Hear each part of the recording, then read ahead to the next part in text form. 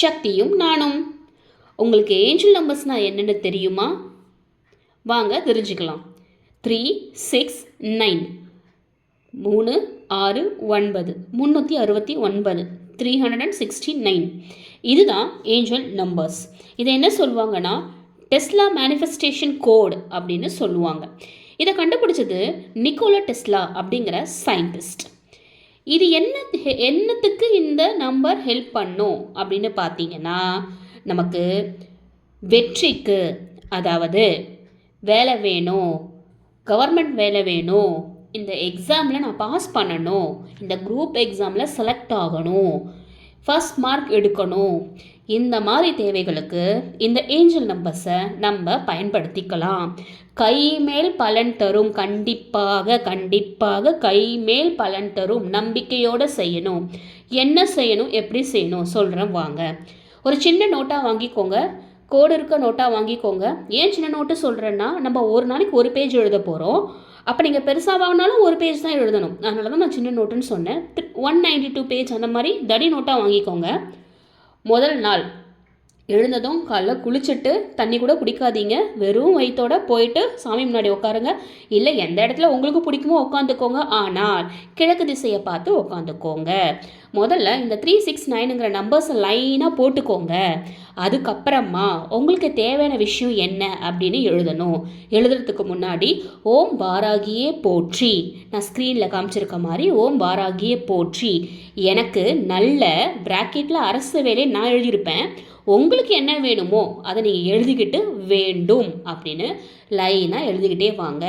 நம்பிக்கையோடு செய்யுங்க. இது எழுதுனா கிடச்சிருமா அப்படின்னா, இந்த நம்பிக்கை இல்லாத விஷயம் பண்ணவே கூடாது. நம்பிக்கையோடு செஞ்சால் எல்லாமே நடக்கும். அதனால் நம்பிக்கையோடு செய்யுங்க. இந்த மாதிரி எழுதுறீங்க, தினமும் எழுதி வரீங்க. இந்த நோட்டு காலி ஆகிடுச்சு, என்ன செய்கிறது? நோட்டு காலி ஆகிடுச்சுன்னா ஒன்றும் பிரச்சனை இல்லை. எழுதி முடித்த நோட்டை எடுத்து நீங்கள் புக்ஸ் வைக்கிற இடத்துல வச்சுக்கோங்க. புது நோட் வாங்கி எழுதுங்க. அந்த நோட்டு முடிகிற வரைக்கும் நீங்கள் பூஜை அறையிலேயே அந்த நோட்டை வைங்க. தினமும் எடுத்து எழுதுங்க. சின்ன பசங்க பெரியவங்க யார் வேணும்னாலும் எழுதலாம். சரி, இது டெஸ்லா நம்பர் தானே, இதுலேயே ஓம் வாராகியை போற்றி வாராகி அம்மாவை கொண்டு வந்திருக்கீங்க அப்படின்னு கேட்கலாம். சொல்கிறேன். வாராகி அம்மனுங்கிறவங்க வெற்றிக்குரிய தெய்வம், வெற்றியை தரக்கூடிய தாய். அந்த காலத்தில் ராஜராஜ சோழனே போர் புரிய போகிறதுக்கு முன்னாடி வாராகி அம்மனை பூஜை செஞ்சுட்டு அவங்கக்கிட்ட இருந்து ஆசீர்வாதம் வாங்கிக்கிட்டு தான் போருக்கே போவாராம். போரில் வெற்றியோடு தான் திரும்பி வருவாராம். அந்த வெற்றிக்குரிய தெய்வத்தை நம்ம தேவையில் நம்ம வெற்றி பெறணுங்கிறதுக்காக நம்ம துணையாக எடுத்துக்கிறோம், அவங்கள துணையாக அழைச்சிக்கிறோம். அதனால தான் ஓம் வாராகியே போற்றி அப்படின்னு எழுதி ஏஞ்சல் நம்பரோட நம்மளோட கோரிக்கையை வைக்கிறோம். இது மாதிரி செஞ்சு பாருங்கள். கண்டிப்பாக கைமேல் பலன் கிடைக்கும். நம்பிக்கையோடு செய்யுங்க. எவ்வளோ நாள் செய்யணும், இவ்வளோ நாள் செய்யணுமா, அவ்வளோ நாள் செய்யணுமா, கிடையாது.